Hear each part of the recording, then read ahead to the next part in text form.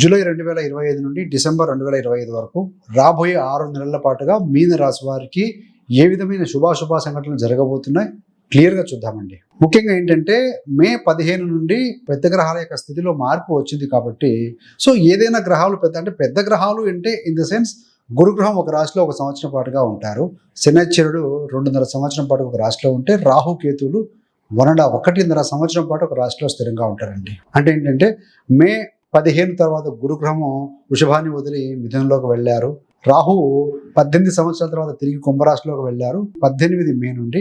కేతుగ్రహం కూడా కన్యను వదిలి సింహరాశిలో స్థితి పొందారు మే 18 నుండి. అంటే మే మాసంలో 2వ వారం తర్వాత 3 గ్రహాల యొక్క స్థితిలో మార్పు వచ్చింది. మీకు మీన రాశి మరియు మీన లగ్నం వారికి ముఖ్యంగా ఏలినాటి శని 18 జనవరి 2023 నుండి స్టార్ట్ అయ్యిందండి.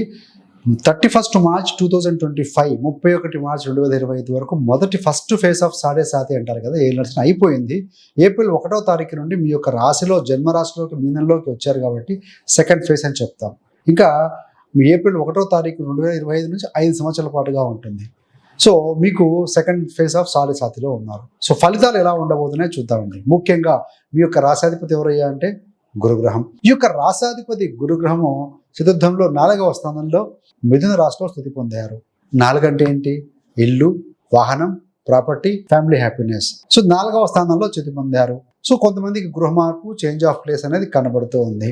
4వ స్థానంలో గురుగ్రహం స్థితి పొందడం వల్ల ఇల్లు లేదా వాహనం కొనుగోళ్లు ఇలాంటివి జరుగుతాయండి. అదేవిధంగా మదర్ హెల్త్ విషయంలో బాగుంటుంది. రెండవది ఏంటంటే ఈ యొక్క గురుడు చతుర్థంలో ఉండటం వల్ల మంచి విద్యా సంస్థల్లో సీటు పొందడం కావచ్చు, డిగ్రీ స్థాయి లాంటి మంచి కాలేజీలో సీటు పొందడం అనేది జరుగుతుంది. రాహువు యొక్క దృష్టి చతుర్థం మీద ఉంది, గురుడు 4లో ఉన్నారు కాబట్టి టెక్నాలజికల్ రంగంలో, అకౌంట్స్, ఫైనాన్స్ రంగంలో కూడా అద్భుతంగా విద్యార్థులు రాణించగలుగుతారు అని చెప్పవచ్చు.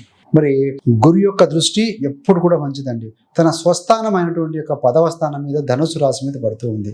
ఎంఎన్సీ కంపెనీలో పనిచేసేవారైతే ఏంటి, విదేశాలకు పనిచేసేవారైతే ఏంటి, కార్పొరేట్ రంగంలో ఉన్నవారైతే ఏమిటి, టీచర్లు, అకౌంట్స్ రంగంలో ఉన్నవారు, కౌన్సిలర్స్కి, ఇలాంటి వృత్తుల్లో ఉన్నవారికి అద్భుతంగా ఉంటుందండి. ఇక్కడ 28 అక్టోబర్ 2025 నుండి డిసెంబర్ 5వ తారీఖు వరకు గురుగ్రహము వేగవంతంగా ఈ కర్కాటక రాశిలోకి వెళ్ళి తదనంతరం వక్రీకరిస్తారు కూడా. ఈ ప్రాసెస్లో ఏంటంటే స్వనక్షత్రం మీద కూడా కొంతకాలం ఉంటారు. ఆ సమయంలో ఏంటంటే బలంగా ఉంటారండి.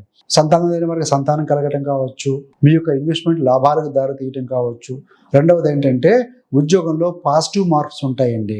అనుకున్న ప్రదేశాలకు బదిలీ అవ్వటం కావచ్చు, లేదు అని అంటే కనుక కోరుకున్న ప్రదేశానికి ట్రాన్స్ఫర్ కూడా అవ్వచ్చు. ట్రాన్స్ఫర్ అయిన తర్వాత పాజిటివ్గా ఉండే అవకాశం ఉంటుంది.